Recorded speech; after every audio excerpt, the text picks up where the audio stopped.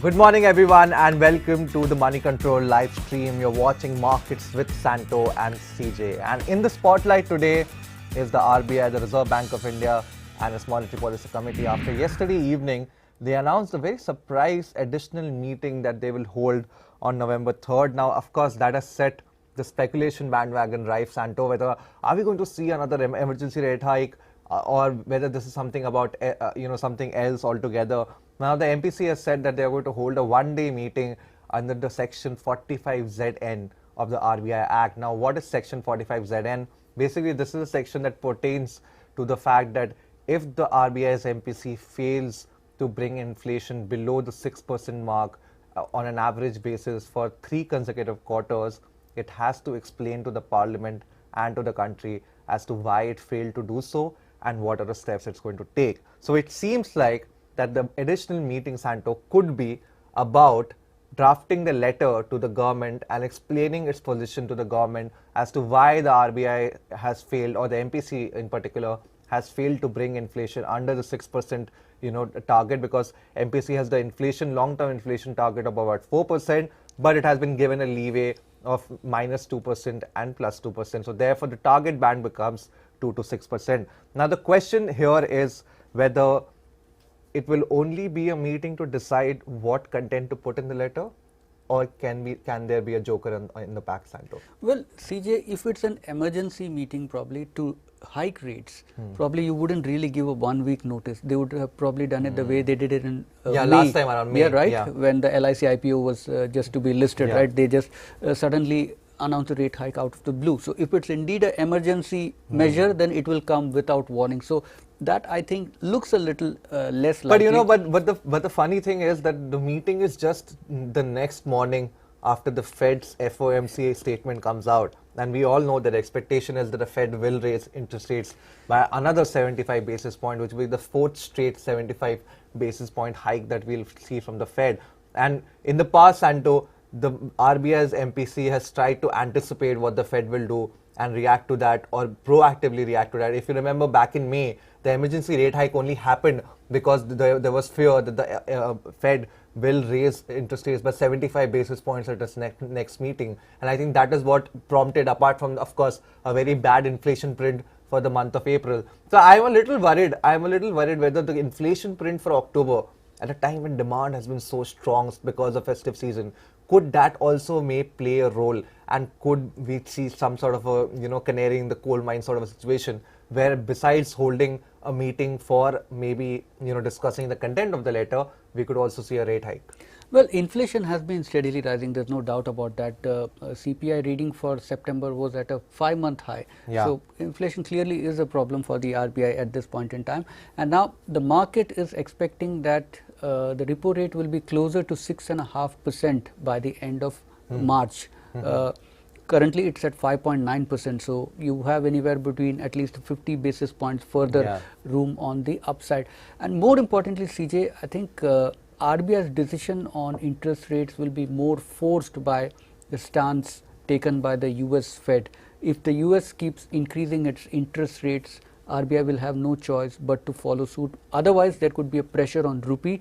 More money will move towards US Treasury, and the outflows from Indian bonds then could put pressure on the rupee here. So that is something that the RBI needs to be mindful about. So that is clearly something which will probably limit the RBI's. Yeah, and this could be a tricky situation for the bulls, Santo, because let's not forget the rally that we have been seeing. A part of that, a part of the explanation for that rally the past 10 days has also been the fact that suddenly markets' expectations around RBI's rate hike changed very dramatically. Where the market was earlier expecting, after the previous policy meeting, the market was expecting another 100 basis points of rate hike. Suddenly, because once the minutes of the MPC meeting came out, those expectations drastically fell to only another 35 basis point rate hike, and then probably a prolonged pause. So now, market would be caught in a double whammy as to what they want to expect, or what sort of expectations should they form from what the MPC will do going ahead.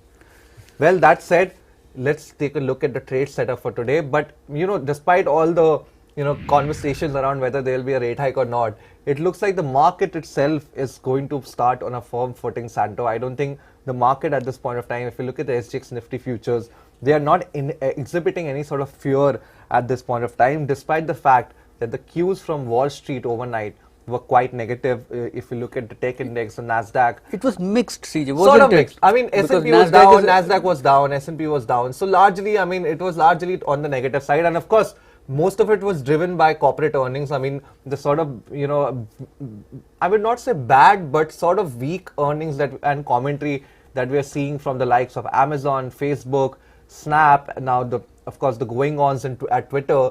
Clearly, at this point of time, the sentiment for one of the most dominant sectors in global markets, which is, you know, US tech, that has turned for the worse, and clearly that is reflecting right now in the global markets. Apart from that, if you look at the US bond yields though, the US bond yields continued to slump, which is a good news for emerging market like ours, even though oil prices were on the higher side yesterday, Santo. And the rollover data for October also seems to point that the upbeat mood could continue well into November.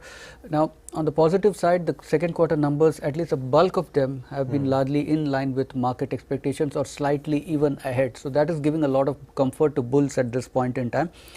Some interesting data points here. Now, on NSE's stock lending and borrowing mechanism window, you are seeing a short position of close to about 7 million shares on Tata Motors. IRCTC and Gujarat Gas are the other two stocks where there is huge buildup of, IRCTC and Bharti Airtel are the other two stocks where you are seeing huge buildup of short positions. Although in the case of Bharti, relative to its overall equity base, the numbers aren't all that huge. It's close to about 3 million shares, but still it does show a certain sentiment for the stock at this point in time. And in the futures segment, LIC, Astral and Emphasis futures have seen a lot of short build up on the NSE. Well, Santo, I think actually, you know, for Tata Motors, having so many short positions may not actually be a wrong thing at this point of time, because generally in the SLV segment, contracts tend to expire on the first Thursday of every month, right? So therefore, given that the first Thursday this time around would be November 3rd, I think in the next few days you could see a lot of people who would have borrowed shares to, you know, short the stock, start covering their position, and that could actually be a good trigger for Tata Motors. Or they may carry forward their position. That is also true. That is also true, because we still have the Tata Motors earnings yet to come. So we'll have to wait and see how that goes. That said, the newsmakers on today's show, the first one is Infibeam Avenues. Now, why the stock I think will be in focus, Santo, because yesterday the RBI has accepted the company's license to become a payment aggregator. Now, this is going to be a major boost for Infibeam, because it can now act as a payment gateway or a payment aggregator on a lot of e-commerce side, and especially in the SME and MSME segment, where a lot of these shoppers, actually sellers, are trying to get online, but they sometimes do not have, or, you know, payment gateway services because of the cost associated with it, and of course other issues as well. But now with Infibeam getting the payment aggregator license, I think going ahead this could be a very, very strong trigger for revenue growth for the company. This will definitely drive fee income for the company, because it will get a cut out of every transaction that happens through its payment gateway, and therefore I think today the stock will be in focus, Santo. Well, and PC Jewelers will also be in focus today. Now, it's a little surprising here, CJ. The company has said that it has defaulted on loans of about 3,470 crores. Now, on the other hand, the company has also reported very strong strong numbers for the September quarter, and this for the second consecutive quarter that the company has been reporting a profit after almost 9 successive quarters of loss. So the two doesn't seem to fit, right? You got strong quarterly numbers, and then you've got the company defaulting on its loan. So I don't know how the market is going to react to the stock. Also, the stock has been one of the star performers, having almost risen 4-fold in just 3 months. So this will be an interesting stock to keep an eye out for, CJ. Absolutely, absolutely. It will be very interesting how the market reacts. That said, let's move on to our brokerage bets of the day. And you have a very interesting name out there, Santo, today. Well, Lakshmi Machine Works Antique has a buy rating on the stock, and with a target of 14,365. Now, the second quarter numbers from Lakshmi Machine Works were quite strong, and there was traction across all its business segments, which is textile machines, machine tools, and the ATC, which is the Advanced Technology Center, which makes parts for the aerospace and aviation sectors.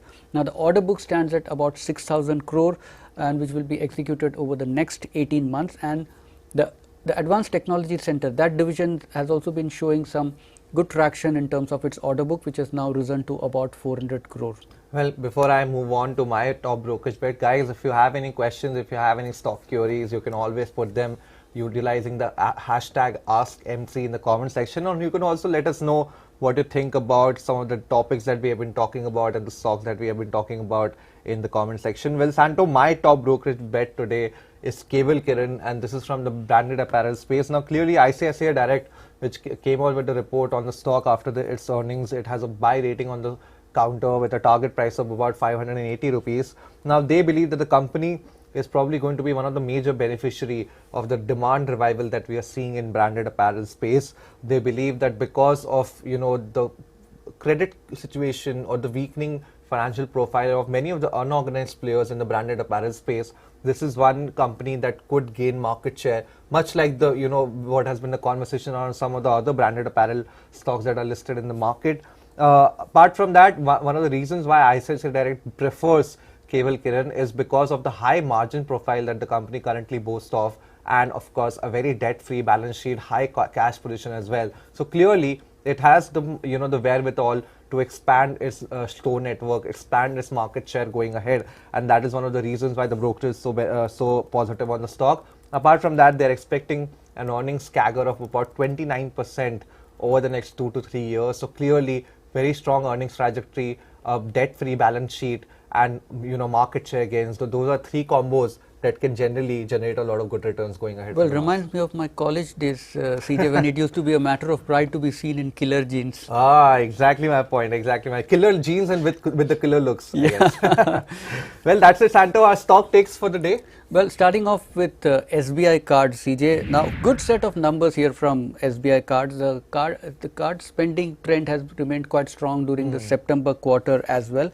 But I think in the case of SBI Cards, again, it will be the longer term concerns around the industry in general that could weigh on the stock performance. We have seen the stock fall to about 675, move up rapidly to 1000, and then despite again strong commentary from the company, you've seen the stock price unable to hold on at higher levels. So this seems to have become some kind of a strategic pick for most investor. Now the buy now pay later, that is one of the major worries, and besides that, the RBI stand on merchant discount rate. We're still awaiting a decision on that. These are the two medium term concerns for the stock, BNPL being a slightly longer term concern.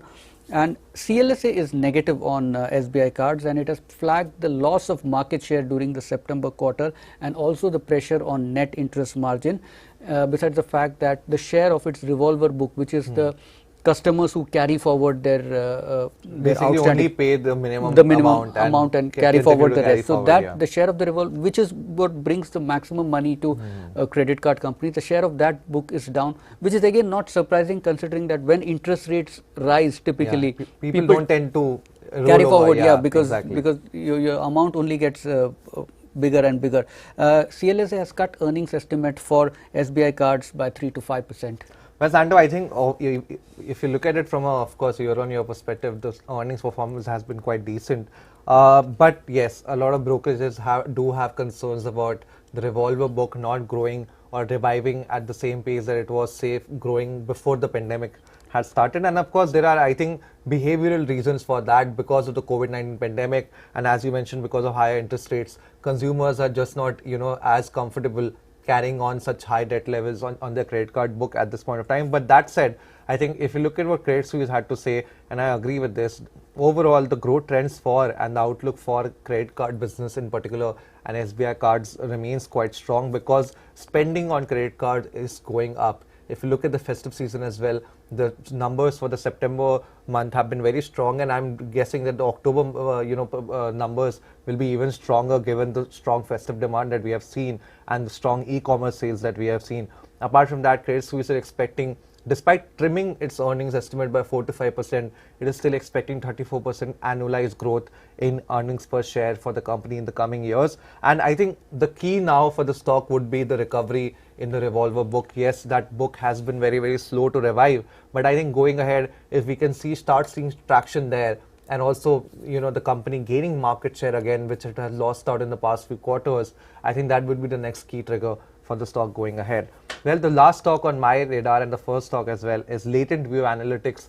The company came out with a very stellar set of numbers for the second quarter, defying some of the the buzz that we are seeing around information technology and technology stocks in particular, the company's sales grew about 10% on a sequential basis on the back of very strong order book. If you look at the management commentary, they said that they are seeing strong demand from clients across verticals, and therefore that is one of the reasons why they are so optimistic going ahead. Also, another very key parameter is the fact that their headcount is at record levels, which also goes to show that they are seeing strong momentum in the business at this point of time. Well, market has opened on a flattish note, Nifty up just about 16 points. Yeah.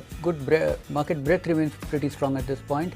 1251 stocks are up compared to less than 400 stocks which are down at this point in time. And yeah, I think Santo, we are seeing that outperformance again coming back for the broader market. If you look at the Nifty mid cap, higher by about, I think, 0.2%, and Nifty small cap as well, 0.2%. So clearly that outperformance of the broader market vis-a-vis the benchmark is clearly coming back once more at this point of time.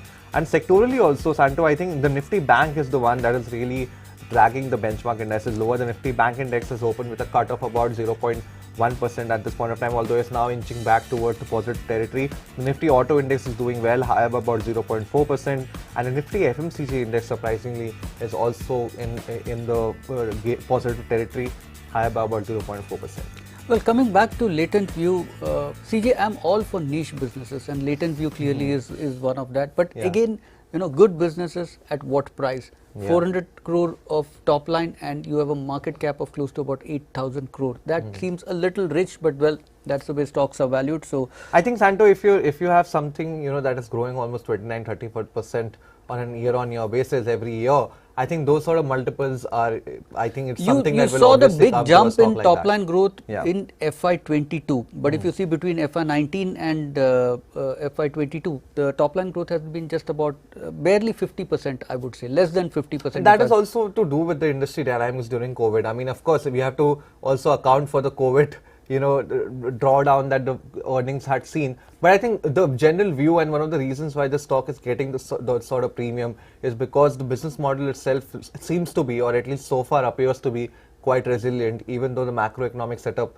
is actually working against it at this point. Well, but somehow, market doesn't seem to have taken a shine to it, or at least seem to have lost, the stock seems to have fallen out of favor with the market. If you see that it peaked close to about in November last year when it had topped 700, and since then it's down still about 40% from the start, despite the overall rally in the market. Yeah, I think for me, the risk reward looks quite attractive, or may start looking attractive if the company's earnings keep on coming out in this performance. All that will be known only over the long term. Of course. So Tata Chemicals is the next stock on my watch list. Now, strong set of Q2 numbers, that we've seen a strong set of numbers in the first quarter as well, and that trend has continued in the second quarter too. Numbers have been ahead of market expectation with almost a threefold rise in net profit. Now, soda ash has been quite strong, and that's what the company is saying, that it's been strong across key geographies, which has led to improved realizations from US, UK and Kenya. More importantly, costs are showing signs of stabilizing and is expected to remain at these levels, which means that there will be some relief on the margin front as well. Margins are down sequentially slightly, but if you look at it on a year-on-year basis, they are still quite high. In fact, at around 22%, it's nearly about 25% higher than what it was during the same quarter last year. And reducing debt and capex, these are going to be the two focus areas for the company in the year ahead. Well, Santo, for me, I think Tata Chemicals is reaching towards peak earnings performance. I think probably, given that this quarter could be the last quarter before you see the global slowdown set in a much deeper way, and probably a recession next year in US and Europe, I think this is probably the best of earnings performance that we might see from Tata Chemicals in some time going ahead. Also because of the fact that the global commodity cycle itself is now seems like coming to an end, or at least a medium-term hiatus at this point of time. We will have to wait and see whether it comes back, because remember, back in 2021, almost every global brokerage out there was calling a super commodity cycle.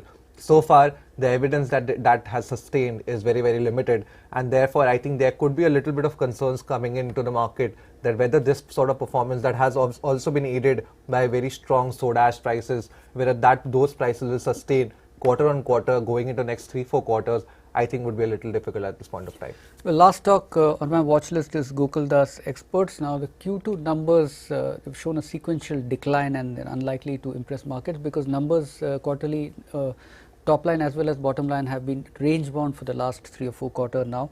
The company, however, sounded quite upbeat during an interview to CNBC TV18 just a couple of weeks back. It had said that they are seeing a shift in orders from China to India, mainly because now the cost structure in India at this point in time is quite favorable. Also, the company said that it's not yet seeing any signs of slowdown in terms of order demands from the US, so that's another positive.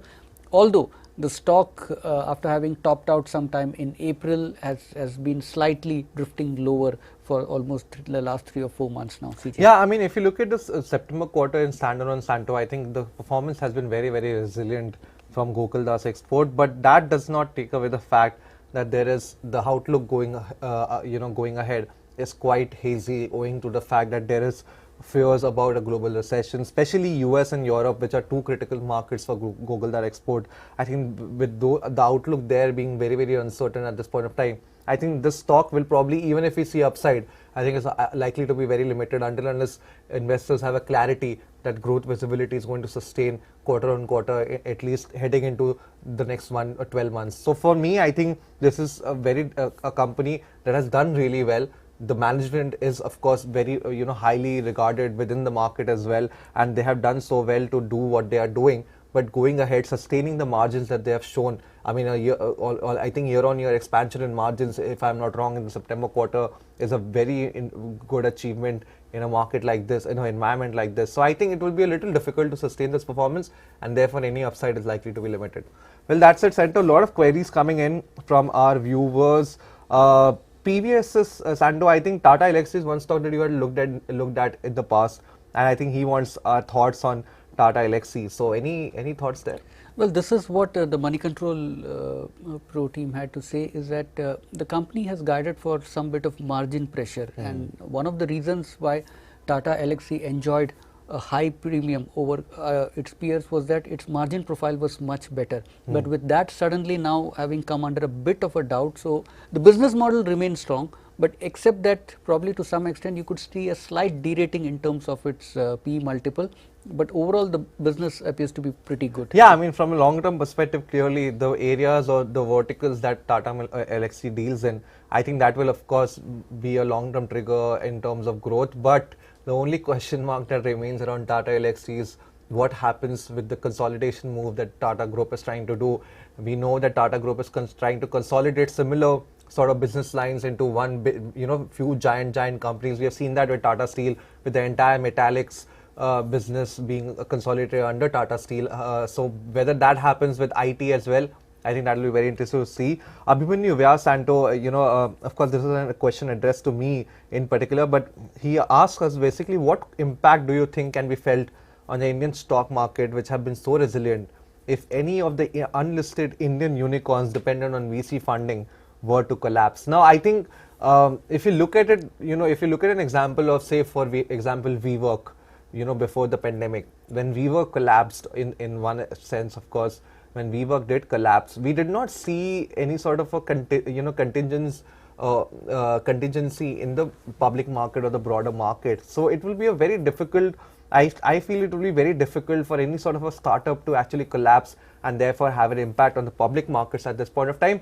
But what it may do is that because now we have many startups that are listed, I think it may create problems there, because valuation, of course, there, which have already compressed almost 50 to 70% at this point of time, therefore could again compress a little bit more. I think so. Therefore, the impact overall, I think the contingency overall would be quite limited, because they do not tend to directly impact the sort of investment that investors carry on into the public market. And let's not forget that public markets at this point of time also have a very huge retail base, which has been consistently participating, and we have seen that retail base has provided cushions against billions and billions of dollars of FI outflows. So I can't see a situation where any sort of a VC funded startup going bust could have an impact on the Indian public markets. What it could do possibly is that it could make it much more difficult for the smaller startups to raise money. Absolutely. Now, one of the complaints against the IPO market in recent times has been that it has become some sort of a place to give exit to existing shareholders in some of the businesses which have become mature and are now coming to the market. Now, if raising funds becomes difficult for the smaller startups, there is a good chance that many of them may in fact come to the stock market to raise money. So, in some ways probably at the margins it could be a positive for the IPO market. Absolutely, and I think even if they do come, I think they will come with a semblance of sanity with respect to valuation instead of the sort of insanity that we were seeing at one point of time last year, Santo. Well, and with that, it's a wrap on this edition of Markets with Santo and CJ. I hope you enjoyed watching it. Please do send in your feedback as well as queries and post it in the comment section below. And as usual, guys, you can keep following us on the social media links that you can see at the bottom of your screen. And for the rest of your financial news, stay tuned to moneycontrol.com and the Money Control app. We'll catch you again live at 3 p.m. Till then, have a great trading day.